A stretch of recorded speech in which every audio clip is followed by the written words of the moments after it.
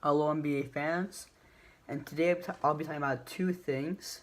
And as you can see in the title of this video, I'll be talking about Damian Lillard and his heroics in Game 5, as long with the whole series against OKC, and how my Spurs and the Nuggets seem to be destined for Game 7. So I'm gonna start with Dame because, wow, he was all-time great, all-time special, all-time spectacular, extraordinary. Anything you want to throw out, any adjective that can explain how good he was last night. Game 5 for the series, this man took over. He obviously dropped 50 points and hit one of the greatest game winners I've ever seen. Because I did not watch the game, but just looking at the game winner, wow, because it's a tie game. I'm thinking if I'm a Blazers fan, I'm rooting for him to go to the rim, do something at the rim, maybe a step back jump or something like that, maybe even a normal three. But he's just dribbling out, trying to troll Westbrook, whatever. He steps back from, I think they said it was 37 feet out. Step back, deep three. Paul George contesting, although lightly, he did contest. And he just bombs it in for the series. And he's done that twice now. He did that to the Rockets a couple years back when Aldridge was still there. He's the game winner of that series. The series winner, really. And it's one of the greatest game winners I have probably ever seen. I saw his highlights in the morning. 50 points, sensational. I saw he had 60 fantasy points. Wow. And I mean, right now, Portland looks conference finals bound. After easily dismantling the OKC in 5 games. CJ McCollum was huge as well. And he was the biggest question for me because coming in with an injury, a knee injury, I believe he sustained a bit late in the season. He only played 11 out of the last 13. He played 2 out of the last 13 games for Portland. And he like himself, but he's been absolutely balling. He looks healthy. He looks like a star out there. He looks like a good second fiddle to Damian Lillard, especially if Lillard's already jumping 50. And right now, looking like they'll play Nuggets or Spurs. And I think they can beat either one of them, especially with Dame and CJ. Because you need both of them playing at a very high level. And right now they are. So I think they look like conference finals bound, even without their third best player and Yusuf Nurkic. Lillard, redemption.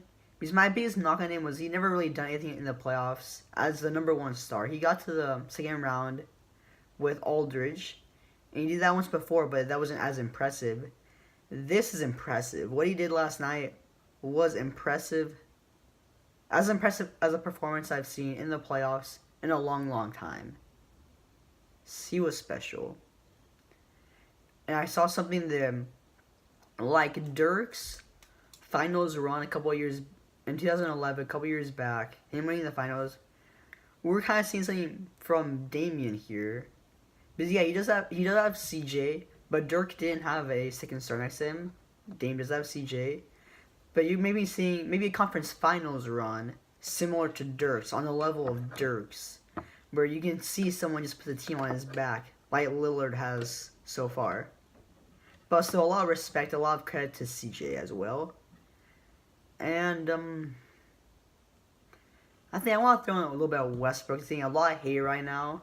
Deservedly so. He did not play well. He had a terrible season, even though he did average a triple-double. And really, Westbrook has fallen out of love with the NBA, with the media, with fans all around the world. I don't know what's up with him because he is not the same guy he was 2 years ago. 2 years ago, KD leaves him. Or was it 2 or 3 years ago? KD leaves him. Everyone's sorry for him because he's now the lone star in OKC. And he goes up next year, averages a triple-double, and wins the MVP, leads his team to the playoffs almost single-handedly, A Herculean effort from Westbrook. Everyone was loving him. Now he's averaged triple-double for 3 straight years now.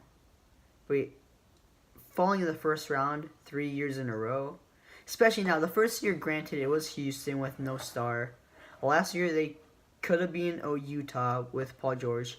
This year, they really should have beaten Portland. They are the better team, I believe, than Portland. But Dame outplayed him.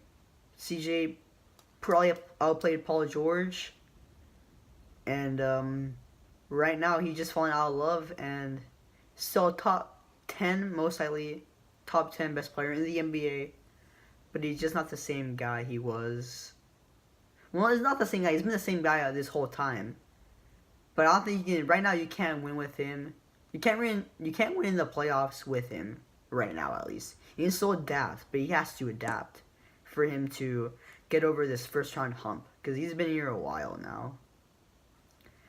So now Spurs Nuggets. Now obviously the Nugs have dominated the Spurs for 7 straight quarters. Dominated game 4 for the last 3 quarters of that game. Dominated game 5 impressively. And Denver, it looks strong. I talked about them a lot because they are playing my San Antonio Spurs. My Spurs are not looking dead in the water. Looking lifeless. But a lot of credit to Denver, of course. They played spectacular. Game 5 was special to watch if you're a Denver fan. Because it was so fun they couldn't miss. They're like the Golden State Warriors out there. They could not miss. They're just playing with a supreme confidence. Mike Malone, very well coached. Mike Malone has really earned my respect for this year and what he's done in the playoffs so far. Now it's up to Pop. What can Pop do to motivate his team, get them ready, make an adjustment, a lineup switch, whatever it is? It's time, Pop. Because Game 6, the series in San Antonio, the season is on the line. And I've seen absolutely no effort from your team for 7 straight quarters. It has cost them a 2-1 series lead. So now, a big question about Nuggets, because right now they've looked up to the task, but still very young, still very inexperienced. Will they take their foot off the gas? Will it Pop, make some lineup change, make some adjustment, and maybe Denver takes their foot off the gas? Maybe Spurs take Game 6. Game 7, as I said, all bets are off. Nuggets will be favored in Game 7, but I don't believe by much if the Spurs can win Game 6. But it's tough. 3-2 Denver right now, going back to San Antonio. Now, Aldridge, I've said it again, and I'll say it again. He has to step up.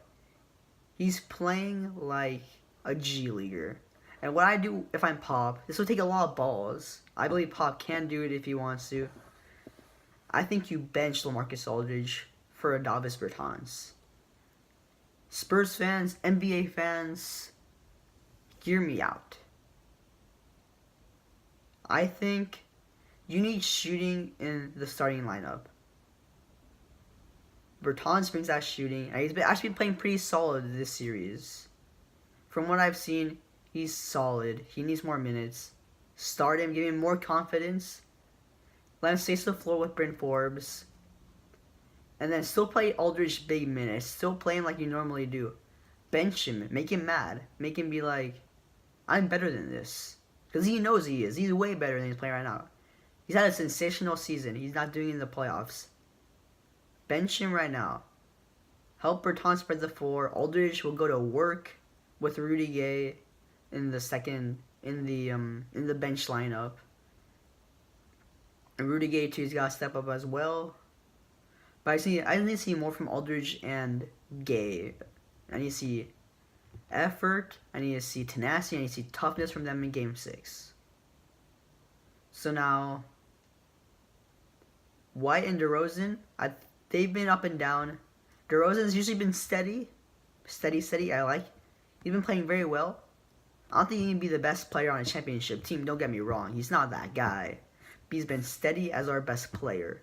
He needs to have a magical moment maybe in Game 6. Maybe even Game 7 if you get it there. I need to see a bit of a bounce back from him. I want him to sort of take over. I want less hero ball from him. I want to see him passing out more, finding 3-point shooters, who should help putting Bertans into that lineup. More spacing, more shooting. And then White needs to bounce back as well because he is our most important player, third best in my opinion. And he's been doing basically nothing for the last 2 games. After his game 3 breakout podium game, as I've praised, but he's got to step up. We need him big time. In San Antonio, the bench should play better, I hope. So I believe Spurs will win Game 6. The more I think about it, the more I think we can win the Game 6. Game 7, I do not think we will win. But it's not over yet. Spurs keep fighting in there, keep grinding at it. But really, this series, in my eyes, is over. Accepting this as a Spurs fan is tough. But even if Spurs win Game 6, I don't think they can beat Denver in Game 7. For all the points I pointed out, all the things I've said, it's Denver's series to lose now. I think Game 7, maybe the pressure gets to them. Early, young team, inexperienced, hopefully. But I'm almost like, it's almost like a Hail Mary. I'm just praying for Denver to not show up.